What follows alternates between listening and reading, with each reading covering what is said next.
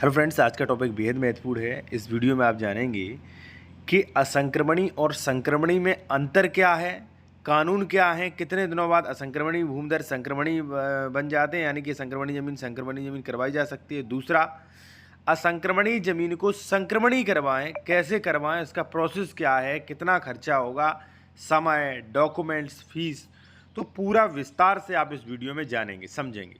ठीक है साथियों, एक चीज़ मैं आपसे और कहूँगा, यदि आप कोई कानूनी सलाह लेना चाहते हैं या मान लीजिए आप उत्तर प्रदेश में कोई ज़मीन खरीद रहे, डॉक्यूमेंट्स आपको चेक करवाना, वेरिफिकेशन करवाना, कोई विवादित तो नहीं ज़मीन, करवा सकते हो। कॉन्टैक्ट नंबर वीडियो के डिस्क्रिप्शन में मेंशन किया गया है।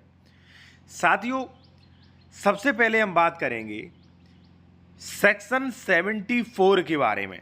सेक्शन 74 जो है वो कहता है खातेदार के वर्ग के बारे में। देखिए साथियों, मैं आपको एक चीज़ बता दूं, यदि आप एक ज़मीन खरीद रहे हैं तो सावधान हो जाइए। प्रत्येक ज़मीन के कई वर्ग होते हैं। आप किसी भी स्टेट से हो, प्रत्येक ज़मीन के कई वर्ग होते हैं और कई वर्गों में जो है सरकार ने ज़मीन को डिवाइड कर रखा है। ठीक है, जैसे मैं आपको बता दूं, संक्रमणी भूमिधर वाला, संक्रमणी अधिकार वाली ज़मीन, ठीक है, भूमिधर। दूसरा असंक्रमणी ज़मीन, तीसरा आसामी और चौथा सरकारी पट्टेदार। मान लीजिए आप ज़मीन खरीद रहे हो, वो आसामी है तो ज़मीन नहीं बेच सकता, सरकारी पट्टेदार ज़मीन नहीं बेच सकता, असंक्रमणी भूमिधर ज़मीन नहीं बेच सकता। आपने खरीद ली तो गलत, श्रेणी नंबर भी गलत हो जाएगा। ठीक है ना। तो केवल और केवल संक्रमणी अधिकार वाले भूमि को ये राइट्स होते हैं कि वो अपनी ये जो ज़मीन है वो ट्रांसफ़र कर सकता है। ठीक है, तो सब लोग चाहते हैं कि हमारी ज़मीन जो है संक्रमणी हो जाए, मुझे संक्रमणी राइट्स मिल जाएं। ठीक है, यानी कि ट्रांसफरेबल राइट्स मिल जाएं, सब लोग चाहते हैं। ठीक है, अब मैंने आपको जैसा कि बताया कि चार प्रकार की ज़मीन, चार प्रकार के खातेदारक होते हैं, संक्रमणी, असंक्रमणी, आसामी, सरकारी पट्टेदार। लेकिन जो असंक्रमणी भूमिधर होता है वो संक्रमणी बन सकता है।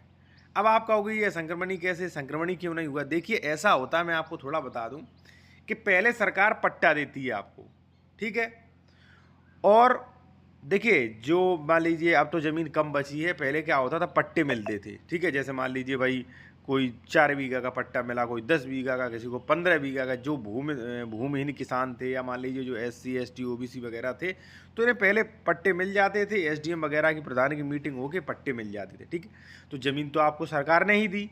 ठीक है, अब सरकार ने एक कानून बनाया था कि यदि कोई भूमिधर है, ठीक है, असंक्रमणी भूमिधर है, तो अगर मान लीजिए 10 साल तक वो ज़मीन करता है, उसे जोतता है, बोता है, ठीक है, तो हम उसे संक्रमणी भूमिधर बना देंगे। ठीक है, कोई भी पैसा नहीं लेंगे। संक्रमणी भूमिधर यानी कि असंक्रमणी है तब तक भाई सरकार ने पट्टा दे दिया, जो तो वो खाओ भाई, और उसके नाम ज़मीन कर दी खतौनी में।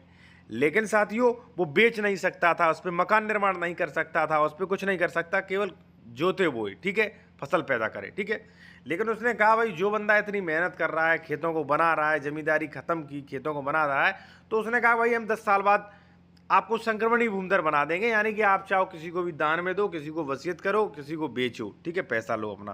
ठीक, तो सरकार ने पहले 10 साल नियम रखा था, अब 5 साल नियम रख दिया। यानी कि यदि आप कोई असंक्रमणी जमीन के मालिक हैं, असंक्रमणी जमीन आपके पास है, ठीक है, तो आप उसे बेच नहीं सकते। ठीक है, लेकिन यदि आप 5 साल से, अभी प्रेजेंट टाइम में 5 साल का नियम कर दिया कि कोई भी भूमिधर है, यानी कि आपकी जमीन है, 5 साल से आप जोत बो रहे हैं, तो 5 साल बाद आपको संक्रमणी भूमिधर बनाया जा सकता है।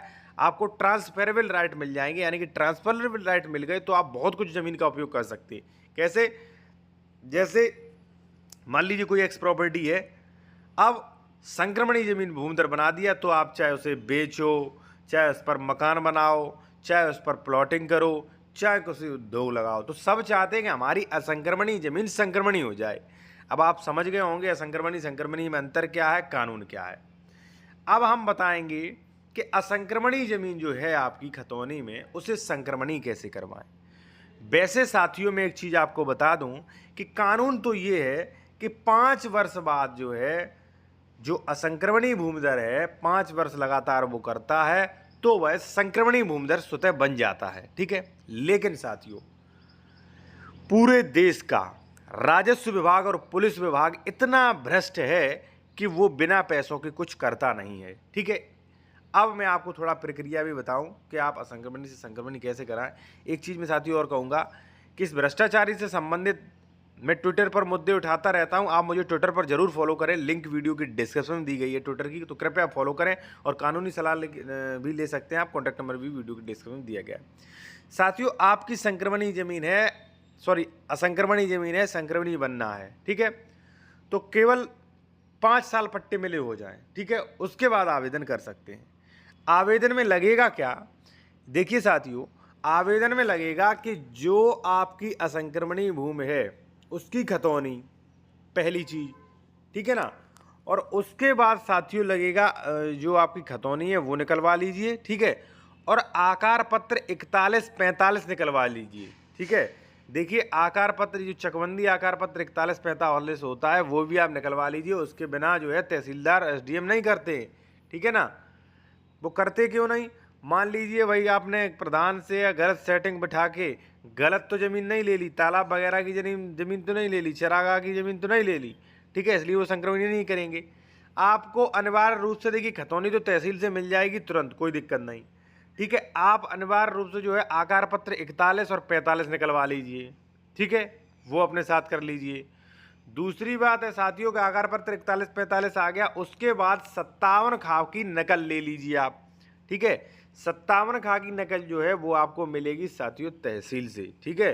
देखिए 57 खा क्या है कि जब भी पट्टा का अलॉटमेंट होता है, भूमि वितरण होता है, तो एसडीएम, ठीक है, ग्राम प्रधान, और जो मान लीजिए ये जो भूमि समिति बनाई जाती है, तो समिति तय करती है किस किस को ज़मीन मिलेगी, ठीक है, तो उसकी मीटिंग होती है, और मीटिंग में जो भी जिन्हें भी पट्टा अलॉटमेंट किया जाता है उनका पूरा रिकॉर्ड मेंटेन होता है 57 खा रजिस्टर पे, ठीक है, कि किसको पट्टा अलॉटमेंट किया गया, पूरी जो एक टीम जो होती है, जो समिति जो होती है, मीटिंग जो होती है, उसका पूरा होता है, ठीक है ना। वरना ऐसे मान लीजिए कोई भी लेखपाल देखो मान लीजिए फ्रॉड करवा ले, ठीक है ना।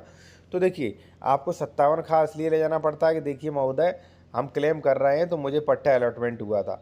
आपको 41-45 इसलिए जाना पड़ता है कि कोर्ट से आप कह सको कि देखिए सर ये सरकारी ज़मीन नहीं थी, ये सही ज़मीन थी, सही ज़मीन अलॉटमेंट हुई। खतौनी आपको इसलिए ले जानी पड़ती है कि साथियों ये जो है देखिए मेरे नाम ज़मीन है, ठीक है, तो इतने डॉक्यूमेंट्स आपको ले जाने पड़ेंगे साथियों। और सबसे बड़ा डॉक्यूमेंट से चलता है इसमें पैसा, ठीक है। अब आप कहोगे एडवोकेट होके एक बात करते हो, साथियों जो ज़मीनी स्तर पर हो रहा है वो बताने में हिचकिचाना नहीं चाहिए, ठीक है साथियों, वहाँ पे पैसा लगता है। मैं आपको बता दूं कि रेवेन्यू विभाग जो है, तहसीलदार, एसडीएम, लेखपाल, कानूनगो, नायब तहसीलदार 99% भ्रष्ट और महा रिश्वतखोर है साथियों, ये सबसे ज़्यादा रिश्वत लेते हैं। मैं मुद्दे उठाता रहता हूँ, आप मुझे ट्विटर पर अवश्य फॉलो करें साथियों।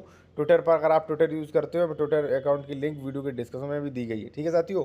तो इस प्रकार से आप जो है संक्रमण में भूमिदर बन सकते हैं। अब आप लोगों का क्वेश्चन होगा कि सर समय कितना लगेगा, तो समय देखिए इसमें निर्धारित जो है नहीं है, कुछ 1-2 महीने लग जाएगा समय कम से कम, ठीक है। और कोई भी आपका क्वेश्चन हो, ठीक है, कोई भी आप लीगल एडवाइस लेना चाह रहे हैं, या मान लीजिए आप कोई उत्तर प्रदेश में ज़मीन खरीद रहे हैं, इसका डॉक्यूमेंट्स वेरिफिकेशन करवाना चाह रहे हो, या किसी अन्य प्रॉपर्टी के डॉक्यूमेंट्स आप चेक करवाना चाह रहे हो, करवा सकते हो। कॉन्टैक्ट नंबर वीडियो की डिस्क्रिप्शन में दिया गया है साथ।